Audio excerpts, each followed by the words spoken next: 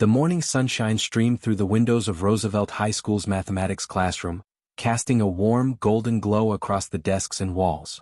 But for Sarah Chin, the 15-year-old transfer student, the light felt anything but welcoming. She sat in her usual spot in the third row, trying her best to make herself as small as possible, wishing she could vanish into the background. It was only her third week at the new school, but already she dreaded every minute of Ms. Rebecca Walker's advanced algebra class. Back in her old school in California, Sarah had always been a good student, someone who excelled in mathematics and enjoyed the challenge of solving equations. But everything was different now. The teaching methods were unfamiliar, the students were strangers, and most importantly, Ms. Walker was nothing like any teacher Sarah had ever known. Whereas her previous teachers had been warm, understanding, and supportive, Ms. Walker had a way of making her feel inadequate, as though she didn't belong in the class. As the clock ticked toward 10:30 a.m., Sarah's anxiety grew. She could feel the weight of the day pressing on her shoulders as the bell signaled the start of the period. It was a familiar feeling, one she had hoped would fade with time, but here it was again. Her heart pounding in her chest, her palms sweaty, and her stomach twisted in knots. Ms. Walker entered the classroom with her usual stern expression, exuding an air of authority and control that instantly put Sarah on edge. Ms. Walker was a tall woman in her early 50s, with sharp features and gray hair pulled back in a tight bun. She wore rectangular glasses that she would often peer over with a look of disapproval, which made Sarah feel even more self-conscious. The heels of her shoes clicked sharply against the floor as she strode toward the front of the room, the sound echoing ominously in the silence of the classroom. It was almost like a countdown, each click a reminder that something uncomfortable was about to happen.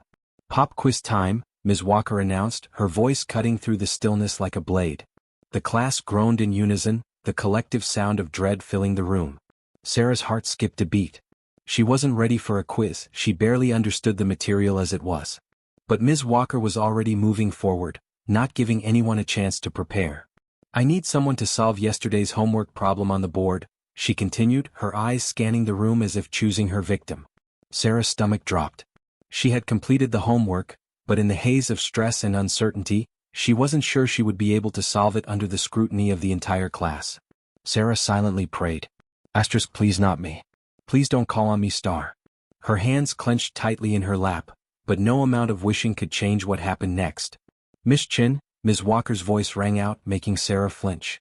"Since you seem to be daydreaming, why don't you come up and show us how to solve problem number 17? Sarah's heart raced. She could feel the blood drain from her face as she slowly stood from her seat. The 20-step walk to the whiteboard felt like it was stretching into eternity, each step heavier than the last. She could feel 27 pairs of eyes fixed on her, their gazes burning into her skin. Her cheeks flushed crimson and she tried to steady her breath, but the anxiety was overwhelming. The problem on the board seemed to mock her, the numbers and variables blurred together into an incomprehensible mess. She had solved similar problems before back at her old school, but the pressure of the moment caused everything she knew to slip through her mind like sand through her fingers. The fluorescent lights above her head hummed, intensifying the pressure, and Ms. Walker's disapproving gaze bore down on her like a weight. "We're waiting, Miss Chin," Ms. Walker said sharply, tapping her foot with impatience. "This is a basic algebraic equation. Surely, you didn't make it to advanced algebra without knowing how to solve for x." Sarah's hands trembled as she picked up the dry erase marker. She wrote the first step on the board, but then her mind froze. The numbers and symbols blurred in front of her, and she couldn't remember what came next. The class was silent, but she could feel the tension building. In the back of the room, a few students whispered to each other, and Sarah caught the faint sound of someone stifling a laugh. It felt like every tiny movement, every whisper, was amplified 1,000 times in her ears. "Miss Chin," Ms. Walker's voice boomed, her words cutting through the silence. "That's completely incorrect. Did you even read the chapter? Or do you expect to coast through this class on your pretty handwriting alone?" Sarah's eyes began to water, her vision blurring with unshed tears. She felt humiliated, like she was sinking into the floor beneath her feet. She wanted to disappear, to escape the spotlight, but the more she tried to hold it together, the more her body betrayed her. She tried to erase the mistake, but her shaking hands only smeared the numbers across the board in a haphazard mess. "Oh, for heaven's sake," Ms. Walker snapped as she marched to the front of the class. "Not only do you not know the material, but you can't even erase properly.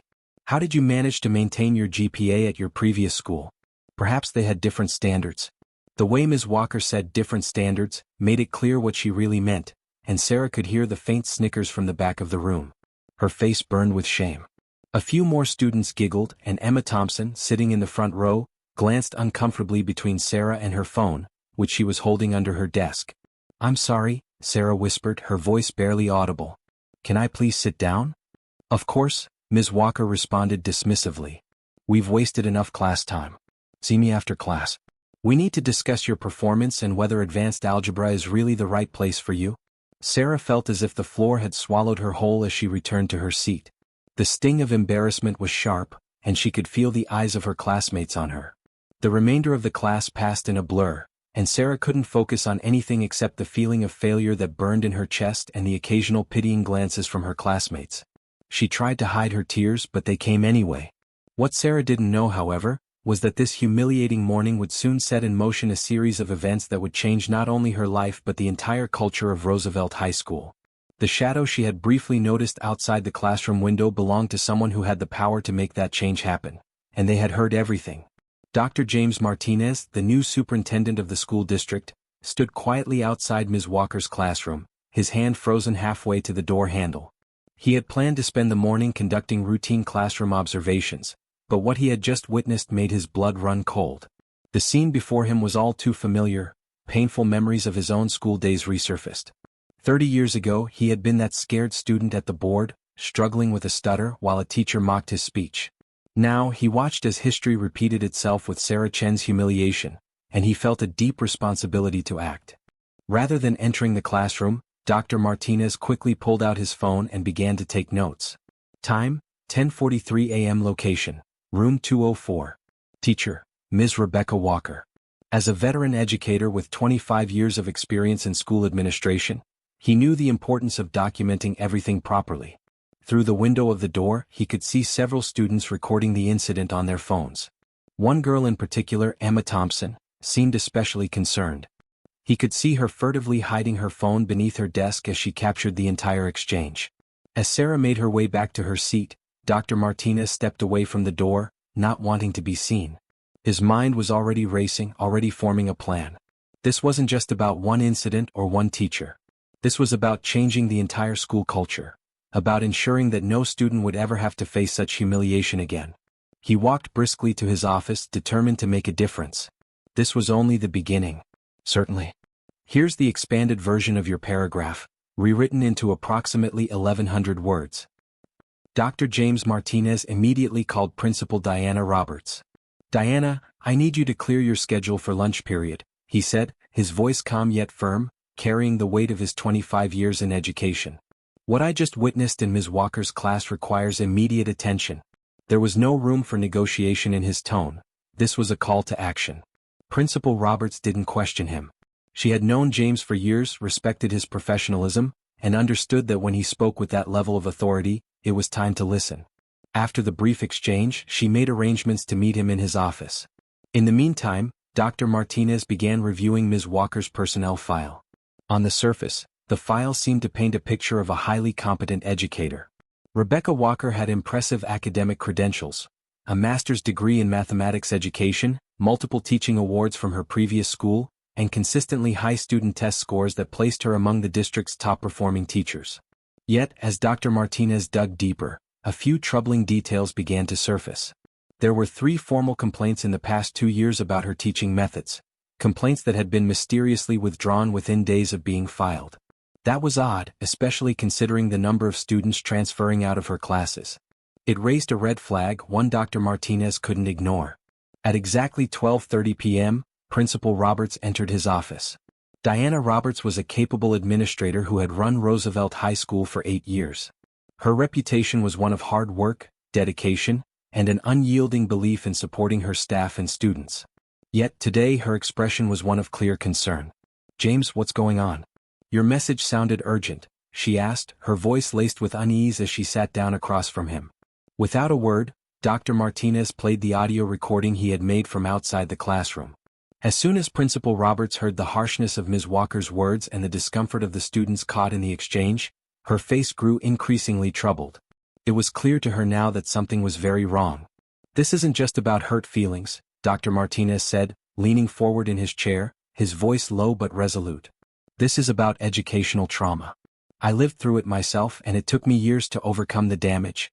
He unconsciously touched his throat, his fingers lingering for a moment. The memory of his own struggles with speech came rushing back, a reminder of how painful it could be to be on the receiving end of ridicule in a classroom. Principal Roberts, who had always defended Ms. Walker's record, hesitated. But Rebecca Walker has some of the highest test scores in the district, she protested weakly, though even as she spoke, her voice betrayed her discomfort with the situation. That's hard to ignore. Dr. Martinez shook his head. At what cost? He asked. He pulled out a stack of papers from his desk and began to sort through them. I've been reviewing student transfer requests. Did you notice that 23 students have switched out of her classes this semester alone? That's not success. That's survival. Principal Roberts' face paled. She hadn't realized the extent of the problem. But, why didn't anyone report this earlier? She asked, her voice faltering as she flipped through the papers Dr. Martinez had handed her. Before Dr. Martinez could answer, the phone on his desk rang. It was Mrs. Garcia, the school counselor. Her voice was tight with concern. Dr. Martinez, I have a very upset student here, Sarah Chin. She's asking to drop advanced algebra, and she's too distraught to return to class. Dr. Martinez and Principal Roberts exchanged glances. This was more than just a classroom incident now. It was affecting real students, and the damage was more extensive than they had first realized. Tell Sarah to stay where she is, Dr. Martinez said, already standing up. We'll be right down. He turned to Principal Roberts. Diana, this ends today. We're not just going to address this incident. We're going to use it as a catalyst for real change. As they walked down the hall toward the counselor's office, Dr. Martinez's thoughts raced. He knew that addressing Ms. Walker's behavior wasn't going to be enough on its own. Roosevelt High School had a systemic problem, one that needed to be tackled head-on. He couldn't let this go any longer. The time for tolerance of toxic teaching methods had passed. As they passed Ms. Walker's classroom, Dr. Martinez and Principal Roberts glanced through the window. Ms. Walker was teaching as though nothing had happened, continuing her lesson with the same sternness, the same rigid authority that had characterized the morning. But something was amiss. Empty seats dotted the room, clear signs that students were quietly voting with their feet. The reality of the situation was much more profound than Ms. Walker's belief that she was in control. One student, Emma Thompson, sitting near the front, caught Dr. Martinez's eye. She gave him a meaningful look, her phone subtly raised in her hand. Dr. Martinez nodded almost imperceptibly, acknowledging her gesture. By the end of the day, there would be more than just his audio recording as evidence. This wasn't just about one moment of humiliation, it was about a pattern of abuse, and it needed to be addressed. The counselor's office was quiet when they arrived. The only sound was Sarah's occasional sniffles as she sat with her head in her hands, tears still fresh on her face. Mrs. Garcia, a kind woman in her 40s with soft features, handed Sarah another tissue and tried to comfort her. Emma Thompson, sitting next to Sarah, was the picture of quiet support. After the incident in class, Emma had immediately asked for a bathroom pass and rushed straight to the counselor's office to check on her friend. Look what I recorded, Emma said softly, pulling out her phone and showing Sarah the video. The footage was clear. It captured Ms. Walker's harsh words, the uncomfortable shuffling of students in their seats, and Sarah's trembling hands at the whiteboard. Emma's voice was gentle but resolute. You're not alone in this anymore. We can prove what happened. Sarah stared at the video, tears welling up again as she watched herself on screen. Her breath hitched, her voice barely a whisper. But what's the point? She's Ms. Walker. Nothing ever changes with her. Just then the office door opened and Dr. Martinez, followed by Principal Roberts, entered the room. Both of them had expressions that were as close to concern as Sarah had ever seen from a school administrator. Her body tensed immediately, expecting more trouble, but Emma grabbed her hand, squeezing it reassuringly. Sarah, Dr. Martinez began, his tone gentle but firm. He pulled up a chair and sat down at eye level with her. I want you to know that I witnessed everything that happened in class today. I was outside the door, and what Ms. Walker did was completely unacceptable. Sarah's eyes widened in surprise. The superintendent himself had witnessed the entire ordeal. She wasn't sure whether to feel relieved or even more embarrassed. Principal Roberts turned to Emma. Emma, would you be willing to share the video you recorded? She asked, her voice soft but encouraging. Emma nodded confidently. I already sent it to my cloud storage, she said, pulling out a small notebook with dates and times written in it. And I've got videos from other days too. I've been documenting Ms. Walker's behavior for weeks. She glanced at the notebook, which was filled with details. I'm not the only one. At least 6 other students have recordings. Dr. Martinez and Principal Roberts exchanged looks of surprise and approval. The students had been more organized and proactive than they had initially imagined. Emma wasn't the only one who had been paying attention. There's more, Emma continued, her confidence growing with every word. Remember Jenny from last semester? She switched schools because of Ms. Walker. And Miguel from my Spanish class? He dropped advanced algebra, even though he needs it for his college applications. I've got their messages too. As Emma spoke, other students began gathering outside the counselor's office. Word had spread quickly about what had happened in class, and the students were eager to lend their support. Lucy, a senior and student council member, knocked on the door before entering with a folder in her hands. I'm sorry to interrupt, Lucy said, her tone serious. We've been collecting anonymous statements about Ms. Walker all year. She handed the folder to Dr. Martinez. There are 37 accounts in here. But most students were too scared to come forward officially. Dr. Martinez opened the folder and began reading through the statements. His expression grew more serious with every page. These weren't just complaints about strict teaching methods or classroom management. These were documented cases of systematic humiliation and emotional abuse. Principal Roberts looked through the statements as well, her face showing a mix of shock and guilt. Why didn't we see this before? She whispered, her voice barely audible. The weight of the situation was sinking in for her now, and she knew that Roosevelt High School had failed these students, failed to see the signs and failed to act. But now, with the evidence in front of them, they couldn't ignore it any longer. The change that was needed was finally on the horizon, and it would be the beginning of a new chapter for Roosevelt High School. Certainly. Below is an expanded version of the paragraph you provided, rewritten into approximately 1,100 words. Dr. James Martinez sat at his desk, the weight of the decision ahead of him pressing heavily on his shoulders. He had just spent the last hour reviewing the evidence, the audio recording, the video footage, the countless testimonies from students who had suffered at the hands of Ms. Rebecca Walker. It was clear that the impact of her behavior went far beyond just one student or one class. What had started as a painful, isolated incident for Sarah Chen had exploded into a collective cry for change. Ms. Walker is careful, Dr. Martinez explained, his voice steady but laced with frustration. She targets students who are new, shy, or struggling. She never acts this way during official observations, and she's especially nice to the top students, making them feel like she's their ally. He glanced at Principal Roberts, who was listening carefully, her eyes narrowing with each word. It was a damning description of a teacher who, despite her polished exterior and stellar academic credentials, had built a career on exploiting vulnerable students. Sarah sat in the counselor's office, still struggling to process the whirlwind of events that had transpired over the last hour. Just this morning she had felt completely alone, isolated and powerless in the face of Ms. Walker's emotional abuse. But now, sitting in this office, surrounded by support and camaraderie from her peers, she felt a shift inside herself. Something was changing. Her voice, which had been barely a whisper in Ms. Walker's classroom, was now being heard. And it was no longer just about her. It was about all the students who had suffered in silence for far too long. What happens now? Sarah asked quietly, her eyes meeting Dr. Martinez's. It wasn't the voice of a victim anymore, but of someone who was beginning to take charge of her own narrative. Dr. Martinez straightened in his chair, his decision already made. First, you're not going back to that classroom today, he said firmly. Neither is anyone else who feels unsafe. Ms. Walker's actions are indefensible, and we're not going to let this continue for another moment. He turned to Principal Roberts. We need to arrange for a substitute teacher immediately. And as for Ms. Walker, he paused, allowing the gravity of the moment to sink in before delivering his next words. She will be placed on administrative leave pending a full investigation. Emma, who had been quietly watching the exchange, asked the question that everyone in the room had been thinking. What about Ms. Walker? What happens to her? Principal Roberts answered without hesitation. We have more than enough evidence to justify immediate action, she said, her voice firm with the authority of someone who had spent years as an administrator. There was no room for ambiguity in her tone. Just as Principal Roberts finished speaking, the office door opened, and more students began to appear, one by one, standing at the window holding their phones in their hands. Each one was ready to share their stories. The floodgates had been opened, and what had started as one horrible morning for Sarah had unleashed a flood of pent-up voices that had been silenced for far too long. Dr. Martinez stood up, his expression resolute as he addressed the growing group of students who had gathered in the counselor's office.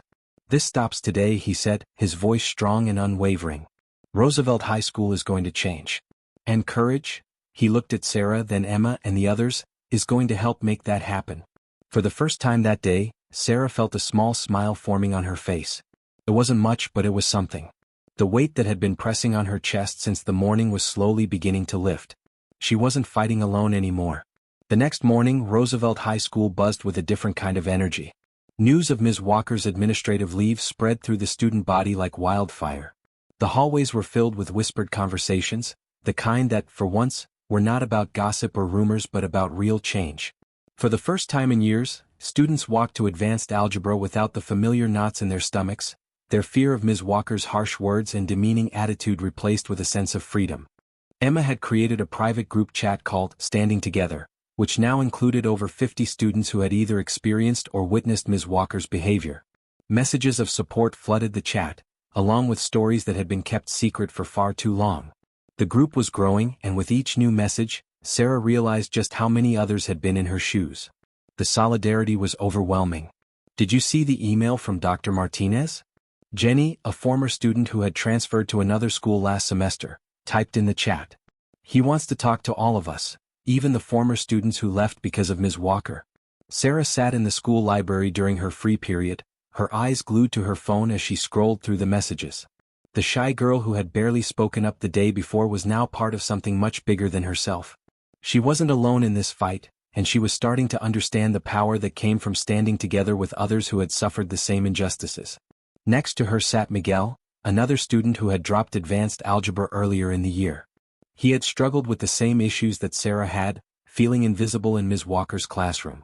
But now, thanks to a new substitute teacher, Mr. Roberts, no relation to the principal, Miguel was helping Sarah understand math concepts that had once seemed impossible. "These equations aren't actually that hard," Miguel explained patiently, drawing a diagram on a piece of paper. "When someone explains them properly, they make sense. Ms. Walker just made everything feel impossible." The substitute teacher, Mr. Roberts, was a retired math professor with a completely different teaching style. In just one day he had transformed the classroom atmosphere. Students were encouraged to ask questions, and mistakes were treated as learning opportunities rather than failures. It was a refreshing change from the cold, rigid environment Ms. Walker had fostered, and students like Sarah were beginning to thrive in the new, supportive space. During lunch break, Dr. Martinez called for a special assembly. The school auditorium quickly filled with students, all eager to find out what would happen next. The air was electric with anticipation, and for the first time, the students felt like their voices mattered. "Good afternoon, everyone," Dr. Martinez began, standing at the podium. His voice carried a sense of purpose as he adjusted his tie and looked out over the sea of young faces. "I want to talk to you about courage and change." He paused, letting the words sink in. "Yesterday, something remarkable happened. One student's pain became visible, and instead of looking away, you all stood up. You didn't let it continue." Sarah, sitting between Emma and Lucy in the middle row, felt her cheeks warm as several students glanced her way, offering supportive smiles. It was strange to be at the center of attention for something so positive, but she couldn't deny the pride that swelled in her chest. "But this isn't just about one incident or one teacher," Dr. Martinez continued. "This is about creating a school where every student feels safe to learn, to make mistakes, and to grow. Today we're announcing several immediate changes." Principal Roberts joined him on stage, holding a stack of papers. "First," she said, "we're establishing a Student Safety Council. This group will include representatives from each grade, working directly with administration to address concerns about teaching methods and classroom environments." Lucy, the senior who had collected the anonymous statements about Ms. Walker, was named as the council's first president. She stood up briefly, receiving enthusiastic applause from her peers. "Second," Dr. Martinez announced, "we're implementing a new anonymous reporting system. No student should ever feel powerless or afraid to speak up." He held up a tablet showing a simple app interface. "This platform will allow direct communication with administration while protecting student privacy." The assembly continued with more announcements: mandatory sensitivity training for all teachers, regular classroom climate surveys, and a peer tutoring program to help students who had fallen behind due to fear or anxiety in their classes. After the assembly, Sarah found herself surrounded by classmates she had barely spoken to before. "You should join the Student Safety Council," suggested Carlos, a quiet boy who sat behind her in class. "Your experience started all this." "I don't know if I'm ready for that," Sarah replied hesitantly, her voice filled with doubt. But before she could say more, Emma placed a hand on her shoulder and smiled warmly. "You're more ready than you think. Look how much has changed because you didn't give up." As they walked to their next class, Sarah couldn't help but notice how different the hallways felt. Students were walking taller, talking more openly. Even the teachers seemed different, making extra efforts to greet students warmly and check on their understanding. Mr. Roberts caught up with Sarah outside the math classroom. "I looked at your previous work," he said kindly. "You have a good mathematical mind, Sarah. You just needed the right environment to show it." Sarah smiled, a newfound confidence blossoming within her. The girl who had wanted to disappear just a few days ago was now part of making visible changes in her school, and she had never felt prouder of who she was becoming. As she took her seat in class, she realized that sometimes, the worst moments in life could lead to the most important transformations, not just for one person but for an entire community. 1 week later, Ms. Walker sat nervously in the district office, facing the school board and Dr. Martinez. The room was tense as they reviewed the extensive evidence against her. Dozens of student testimonials, video recordings, and more. The outcome seemed inevitable. It was no longer a question of what she had done, but of the lasting damage she had caused.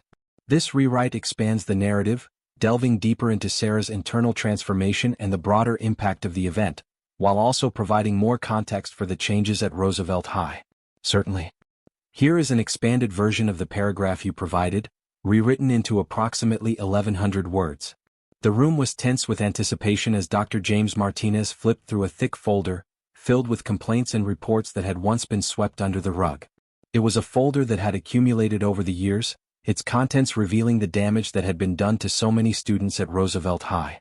Each complaint was a silent cry for help, each testimony a glimpse into the daily struggles of students who had been subjected to Ms. Rebecca Walker's harsh, often humiliating teaching methods. The folder was a stark contrast to the impressive stack of academic achievements and test scores that Ms. Walker had accumulated over her 15-year career at the school. Yet, as Dr. Martinez stared at the file, it became clear that while her students' test scores were remarkable, the emotional cost of her methods had been far too high. "Ms. Walker," Dr. Martinez began, his voice firm but not unkind, "we've been reviewing your 15-year teaching career at Roosevelt High. While your students' test scores are impressive, the emotional cost has been far too high." He paused, letting the words sink in, knowing that this was a conversation that had been long overdue. "The methods you've employed in the classroom have caused more harm than good." Ms. Walker, usually confident and composed, felt her calm demeanor crack slightly. She had been through countless observations, had been praised for her ability to push students to achieve academic success, and had always believed that her methods were effective. But hearing the criticism now, coming from someone she respected as an educator, made her waver. She tried to defend herself, her voice wavering with uncertainty. "I was just maintaining high standards," she said, her words hurried. "These students need to be prepared for the real world. They need to understand that life isn't easy. I'm just helping them face that reality." Dr. Martinez leaned forward, his gaze never leaving hers. "The real world," he began, his voice calm but resolute, "doesn't require humiliation to achieve success. The real world needs empathy. It needs understanding. What you've done here is teach students to fear failure, not to learn from it." He paused, his expression softening as he continued, "Let me share something personal with you." He touched his throat, a gesture born from years of speech therapy after he had struggled with a severe stutter as a child. "I was once a student who faced similar treatment because of my stutter," he said, his voice steady despite the emotion that lingered in his words. "It didn't make me stronger, Ms. Walker. It nearly destroyed my love for learning." Ms. Walker remained silent, her hands trembling slightly as she processed his words. The room felt smaller, the weight of her actions closing in on her. She had always believed that tough love and high expectations were the keys to student success, but now, faced with the stories and perspectives of those she had hurt, she was beginning to question everything she had ever known about teaching. Back at Roosevelt High, Sarah Chin was experiencing a completely different kind of mathematics class. After the events of the past week, she had found herself in a new environment, one that was warm, supportive, and focused on understanding rather than fear. Mr. Roberts, the substitute teacher who had replaced Ms. Walker, had introduced a new learning system where students worked in small groups, supporting each other through difficult problems. The atmosphere in the classroom was completely different from the tense, competitive environment that Ms. Walker had fostered. It was a place where mistakes were seen as part of the learning process, not as failures. "Sarah, could you explain how you solved this?" asked Kai Martinez, the former top student in the class, who had once seemed so intimidating to Sarah. But now Kai's voice was full of respect and curiosity. "Your approach is really creative." Sarah, still getting used to receiving positive attention, felt a rush of warmth spread through her as she explained her solution. Her voice grew stronger with each word as her classmates listened attentively, not judging, but genuinely interested in what she had to say. It was a small victory, but to Sarah, it was monumental. Just a week ago, she had been afraid to speak up in class, terrified of being humiliated for making mistakes. Now she was sharing her ideas openly and confidently. Even more surprising was that other students had started coming to her for help with certain types of problems. The shy girl who had once struggled to even raise her hand was now a peer tutor, offering advice and guidance to classmates who had once been too scared to ask questions. It was a transformation that went beyond just her grades. It was about her sense of belonging and confidence in the classroom. Meanwhile, in the district office, Ms. Walker was being shown the transformation taking place in her former classroom. Dr. Martinez and Principal Roberts had brought in a set of data, documenting the progress of several students who had previously struggled under Ms. Walker's teaching. Mr. Roberts had meticulously tracked the changes in test scores and class participation since he had taken over. "Look at these results," Principal Roberts pointed to a chart highlighting the data. "Same students, same material, but taught with encouragement instead of fear. Their test scores haven't dropped. In fact, many of them have improved." Ms. Walker stared at the numbers, her hands trembling slightly. For the first time, she seemed to really see the impact of her methods. The students who had once cowered in fear under her gaze, who had been too terrified to ask for help, were now thriving in an environment that supported them. The results were undeniable. She had prided herself on pushing students to excellence, but now she could see that her methods had done more harm than good. "I never meant to harm anyone," she whispered, her voice barely audible. "I thought I was pushing them to excellence." Dr. Martinez slid a folder across the table, his tone matter-of-fact but still empathetic. "We're offering you a choice, Ms. Walker," he said. "Option 1 is resignation. Option 2, he tapped the folder in front of her, is a comprehensive rehabilitation program. It includes counseling, modern teaching methodology courses, and mentorship under experienced educators who achieve excellence through empowerment, not fear." Ms. Walker sat in silence for a moment, her mind racing. It was a decision that felt both overwhelming and humbling. She had always seen herself as a champion for academic success, but now she realized she had been blind to the emotional damage her methods had caused. With a heavy heart, she finally made her decision. "I'll take the rehabilitation program," she said quietly. "I need to understand where I went wrong." Dr. Martinez nodded approvingly. "Your first assignment is to attend tomorrow's student panel," he said. "Listen to their stories. Not to defend yourself, but to understand their experiences." As the meeting concluded, back at Roosevelt High, Sarah and Emma were presenting their experiences to a group of teachers during an emergency professional development session. The shy girl who could barely speak in class just a week ago was now standing in front of educators from across the district, sharing her story of humiliation, growth, and recovery. "When you're afraid to make mistakes," Sarah explained, her voice clear and steady, "you're afraid to learn. Every question feels like a trap. Every error feels like failure." She paused, looking around at the teachers who were listening intently. Some took notes, others looked uncomfortable, perhaps recognizing aspects of their own teaching methods that needed change. A few nodded in understanding, already planning how to make their classrooms more supportive environments for their students. It was a moment of reckoning for the educators in the room, a realization that teaching wasn't just about the content, it was about creating an environment where students felt safe to fail, learn, and grow. Back in the district office, Ms. Walker had made her decision. She would take the rehabilitation program. She understood that she needed to change, not just for her students but for herself. "I need to understand where I went wrong," she had whispered. The following day, Ms. Walker sat at the back of the school auditorium, observing a demonstration class being taught by Mr. Roberts. The same students who had once trembled in her presence were now actively participating, raising their hands and even laughing when they made mistakes. They were engaged, learning without fear. Today was different though. Instead of just observing, Ms. Walker had been invited to attend a special session where students would share their stories. Sarah Chin, the student whose humiliation had sparked the changes at Roosevelt High, would be speaking first. As Sarah stood at the podium, her hands no longer shaking as they had that terrible day at the whiteboard, she felt the weight of everything that had happened over the past week. The auditorium was filled with teachers, administrators, students from across the district, and even local education officials who had come to learn from Roosevelt High's transformation. Before she began, Sarah took a deep breath. "I want to acknowledge Ms. Walker's presence here today," she said, her voice clear and confident. A murmur rippled through the crowd as people turned to look at her former teacher. "This isn't about blame anymore," Sarah continued. "It's about learning and growing together." Ms. Walker felt tears form in her eyes. She had spent so long believing that her methods were the only way to push students toward success, but now, sitting in this room, she was beginning to understand that there was another way, one that didn't rely on fear and humiliation. Sarah's speech was powerful, not just in its recounting of past struggles, but in the way it reflected her journey of recovery. "Last week, I got a B+ on my math test," she announced proudly. "Under Ms. Walker, I would have seen this as failure. But Mr. Roberts taught me something important. Grades are just stepping stones, not final destinations." As Sarah spoke, Emma Thompson recorded the speech, just as she had recorded the original incident. But this time she wasn't capturing a moment of fear. She was capturing a moment of victory, one that signaled the beginning of a new chapter not just for Sarah but for Roosevelt High as a whole. Miguel, who had once dropped advanced algebra under Ms. Walker's intense teaching, was now sitting beside Sarah in the classroom, grinning as he helped tutor younger students. He had re-enrolled in the class under Mr. Roberts, the new teacher whose approach had made a world of difference. Sarah looked at him with a mixture of pride and relief. The real change, she explained to Emma, wasn't just in how they were taught math. It was in how they saw themselves.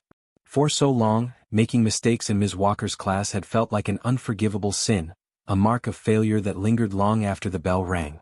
But now, with Mr. Roberts, mistakes weren't a punishment, they were learning opportunities. In fact, Sarah realized she had made more progress in the past few weeks than she ever thought possible. Sarah's voice held an unexpected strength now. She could explain her problem-solving methods with clarity, and even more surprisingly, classmates who had once shied away from her were now seeking her help. Dr. Martinez, observing the transformation from the side of the auditorium, could barely contain his satisfaction. Over the past few weeks, student anxiety had dropped drastically, and class participation had soared. The progress, both in academic performance and emotional well-being, far exceeded his expectations. That afternoon, after Sarah delivered her moving speech to a room full of teachers, something extraordinary happened. Ms. Walker, whose methods had caused so much pain for Sarah and her peers, asked to speak. The room went silent, all eyes on her as she walked to the podium, her once confident stride now shaky. "I've spent the past 2 weeks in intensive counseling and teacher training," Ms. Walker began, her voice thick with emotion. "I watched videos of my classes, read student testimonials, and faced the harsh truth about my teaching methods."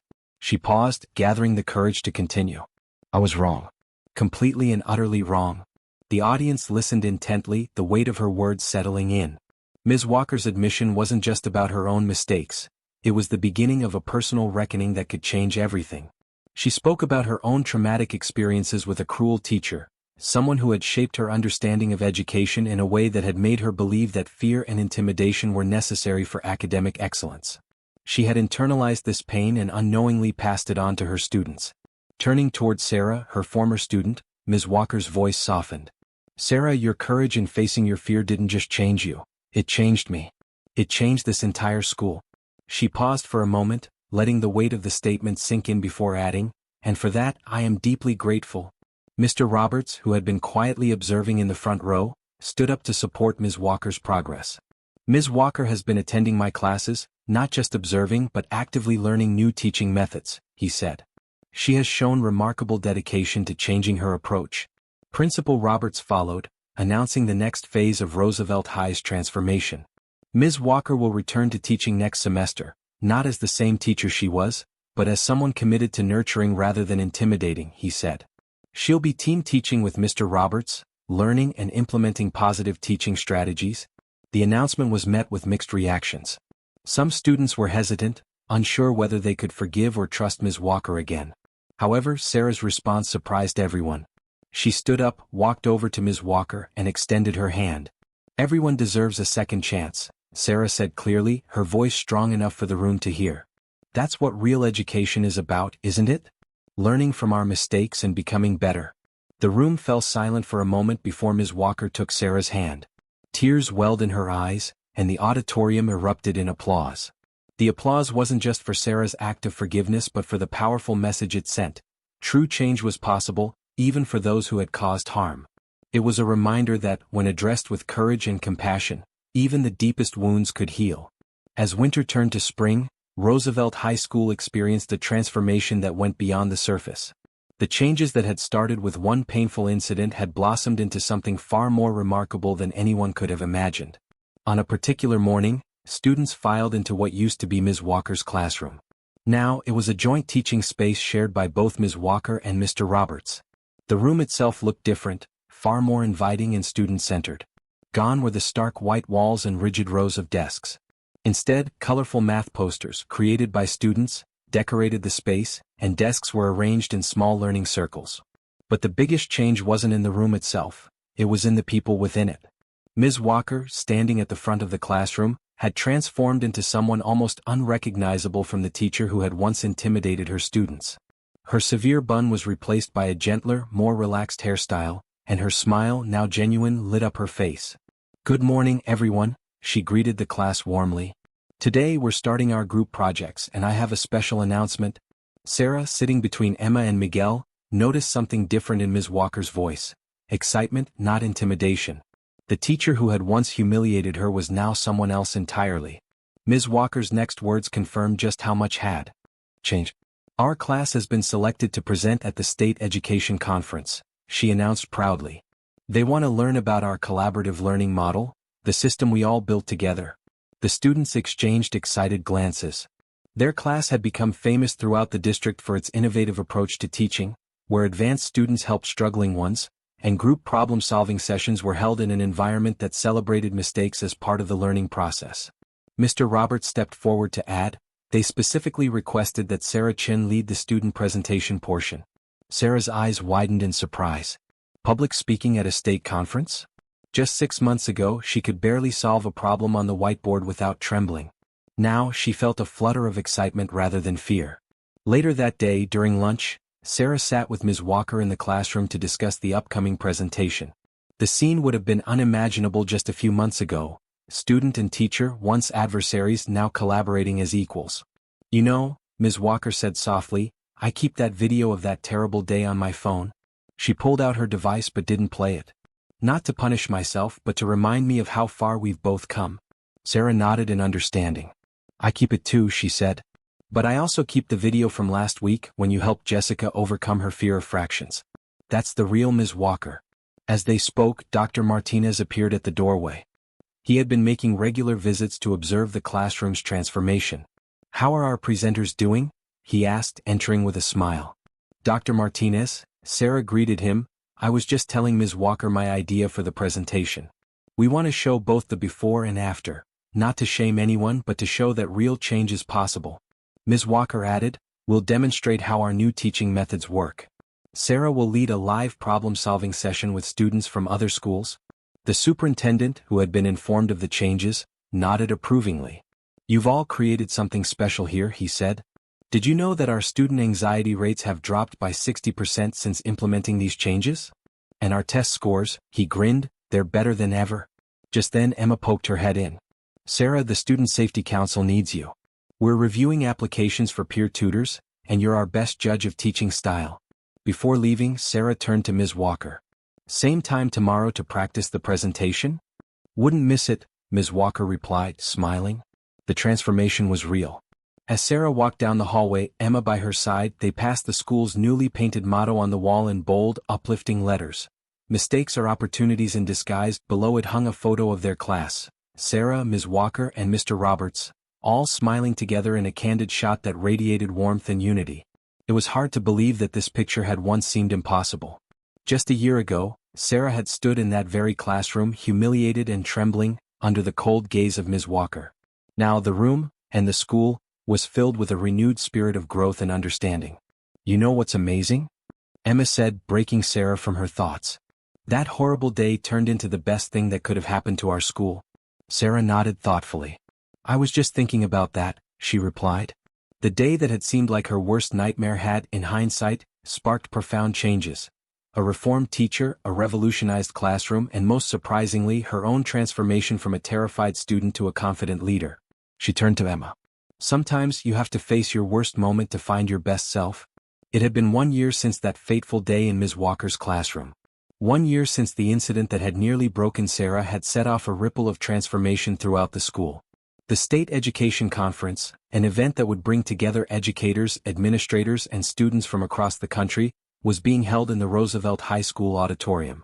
The story of how one instance of humiliation had triggered a complete school-wide overhaul had spread far beyond their district.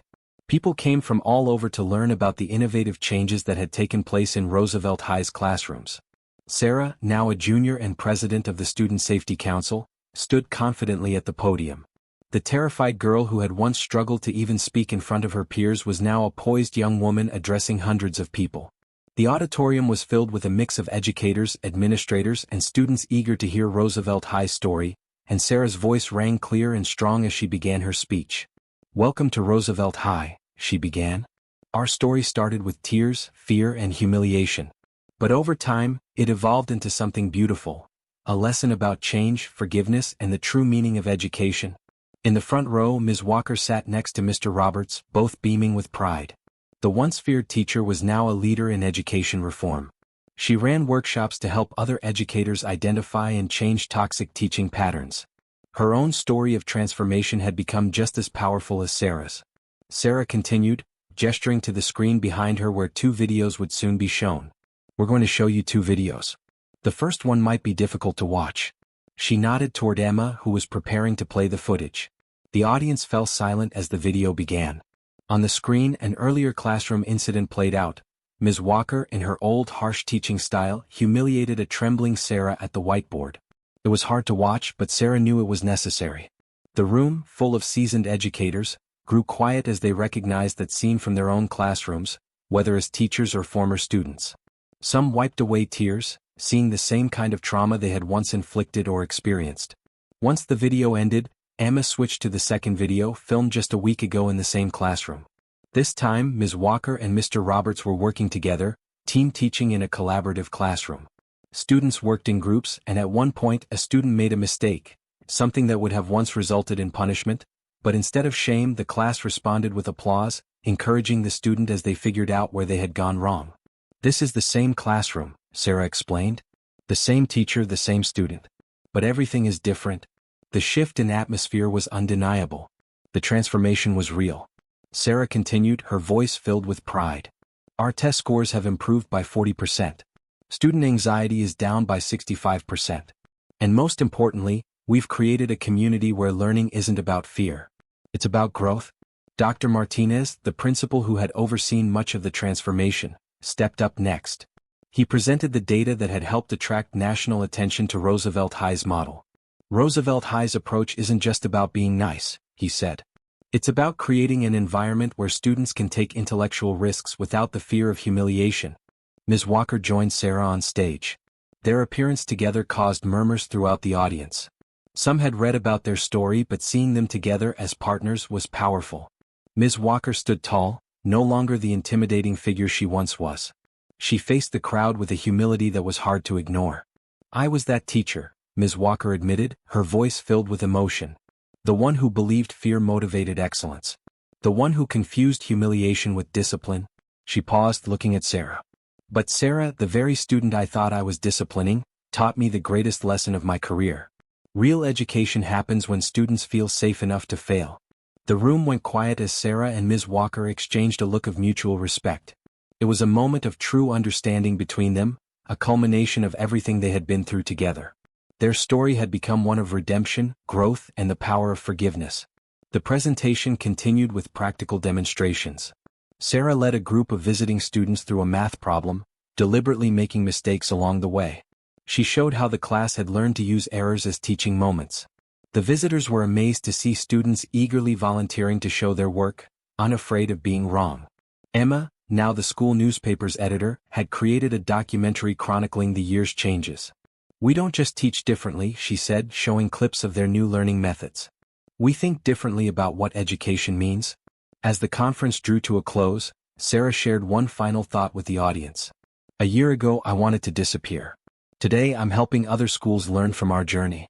But the real hero of this story isn't me or even the amazing changes we've made." She turned to Ms. Walker. "It's the courage to admit when we're wrong and the willingness to change." Dr. Martinez announced that Roosevelt High's model would be implemented across the state, with Sarah, Ms. Walker, and Mr. Roberts training other schools in their methods. As the audience filed out of the auditorium, a young student from another school approached Sarah. "I'm going through what you went through," she whispered, her voice trembling. "My teacher." Sarah squeezed her hand gently and led her to Dr. Martinez. As they walked, Sarah caught Ms. Walker's eye across the room. They shared a quiet, knowing smile. It was a moment of connection that transcended words. Their painful experience had helped ensure that no other student would have to learn through humiliation. That evening, as Sarah packed up her presentation materials, she found a note from Ms. Walker. The note read, "Thank you for not just changing me but for helping me change others. You didn't just overcome humiliation, you transformed it into hope." Sarah pinned the note to the classroom wall, right next to the original newspaper article about their story. The headline now seemed like a relic from another time. "Teacher traps shy girl in class not knowing who's listening outside." Below it, someone had added in bold letters, "and changed education forever." Sarah stood there for a moment, looking at the wall that now held the story of their journey, both the painful beginning and the beautiful transformation. What had started with one act of cruelty had led to something so much greater. A community where learning wasn't about fear but about growth, compassion, and the power of second chances. It was a legacy they had created together, and it would continue to shape the future for generations to come.